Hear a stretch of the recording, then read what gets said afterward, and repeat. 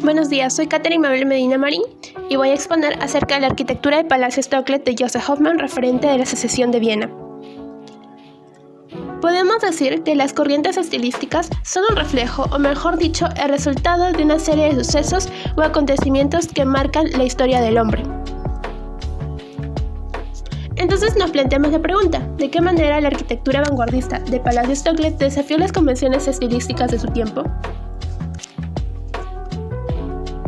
Entonces, como antecedentes, podemos afirmar lo que también dice Auguste Charnif, quien es un historiador que en su libro Hoffmann habla acerca de las ideas y proyectos que tiene el arquitecto y como es una base para las investigaciones futuras. Algo que también muestra Christian Wittori en sus investigaciones, quien es un académico y especialista del arte vieneso, en donde aborda la importancia del Palacio Stocklet para el diseño actualmente. Y asimismo lo corrobora Eva Tolinger, quien es una contribuidora en el detalle de las investigaciones de la Secesión de Viena, donde menciona y resalta los ideales de Hoffmann al momento de diseñar. Entonces, para saber más acerca de la obra arquitectónica como tal, podemos hacernos la pregunta, ¿quién es el líder en el diseño integral? Pues es Joseph Hoffmann, quien nace el 16 de diciembre de 1870 en Primitz, Moravia, el cual se veía su dedicación en el arte, pues frecuentaba cines y teatros, iniciando sus estudios en el Instituto Superior de Artes y Oficios de Brno, para luego estudiar en la Academia de Bellas Artes de Viena. Es ahí en donde es pupilo de Otto Warner, en el cual,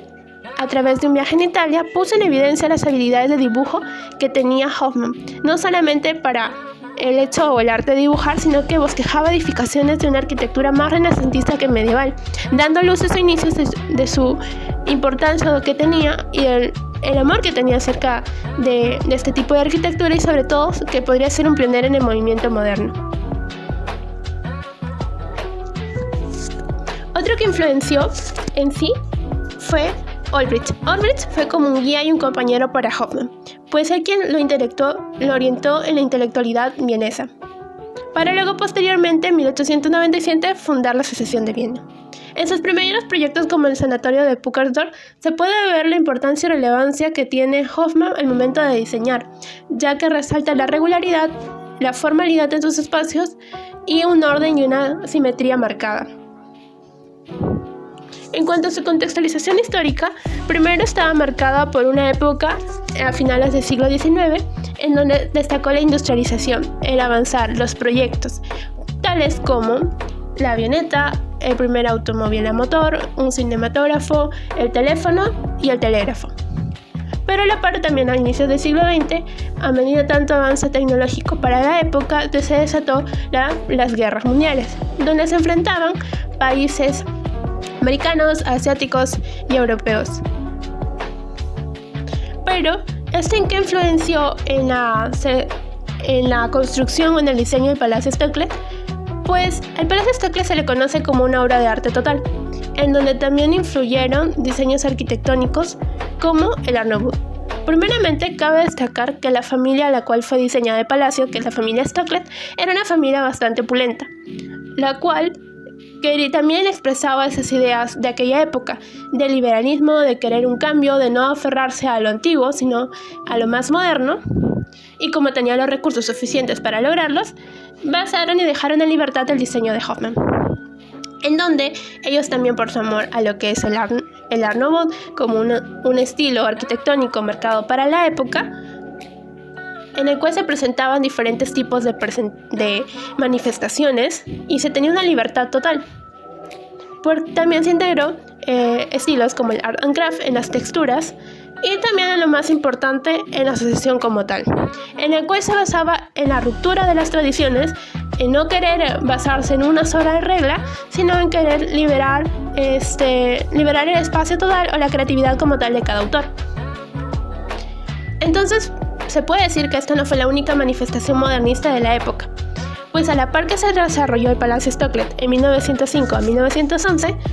por Joseph Hoffmann, se desarrolló la Casa Mina por Antoni Gaudí. Acá se puede ver una gran diferencia, en el primero siendo con mucho más regularidad y el segundo con las formas gaudianas más irregulares que conocemos actualmente. En cuanto a las características morfológicas, podemos ver la estructuración que tiene Hoffman al diseñar. En el Palacio Stocklet, si bien es cierto, se presenta una trama ortogonal, regular, se presenta un orden, pero también con innovación asimétrica, de querer jugar con los volúmenes, de querer incorporar elementos que resalten o den importancia a la planta como tal. Eso también se puede ver evidenciado en el segundo nivel, donde siguen un orden, una composición, pero también una asimetría para dar cierta jerarquía a ciertos espacios. Algo que también se destaca en elevación, puesto se presentan tres aspectos: la simplicidad volumétrica. ¿A qué nos referimos con la simplicidad volumétrica? Pues Hoffman permitía que todas las formas arquitectónicas pasaran por un proceso de abstracción, pues no solamente se trataba de incorporarlas a un entorno o de basarse solo en la arquitectura, sino que iban de un todo. También hablan de una regularidad geométrica y de unas líneas horizontales marcadas. Y en cuanto al interior, podríamos decir que si bien es cierto, sí existía un orden y una jerarquía para ciertos espacios, también se trataba de jugar con otros elementos como los mosaicos o los vitrales en las paredes decorativas del lugar, ya sea en las cocinas, en el hall, en el comedor.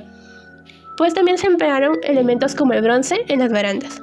Y en cuanto al exterior, es otra obra de arte, puesto que se incorporó elementos escultóricos y también paisajísticos. Entonces, haciendo un análisis crítico sobre el legado y la relevancia que deja dicha obra arquitectónica, podemos mencionar que destacó la importancia de emplear la tecnología de aquella época, también las nuevas técnicas de concepción y construcción, aparte que se le dio cierta libertad, en donde se desempeñó un papel crucial en la realización de elementos arquitectónicos y decorativos del palacio. Por lo tanto, podemos decir lo siguiente: pues él dejó una huella en la arquitectura modernista, siendo así una figura muy destacable en el movimiento de la Secesión de Viena, pues este se enfocó en la geometría, en la regularidad de los espacios, pero sin dejar de lado la importancia de la funcionalidad del diseño como tal, además de incorporar todas las expresiones artísticas en un solo espacio, pues habla de paisajismo, de escultura, de pintura, de texturas, así expresando una obra de arte total en el Palacio de Stocklet, siendo un edificio que no solamente habla de manera arquitectónica, sino hasta en sus muebles y en sus detalles más ornamentales. Muchas gracias por su atención.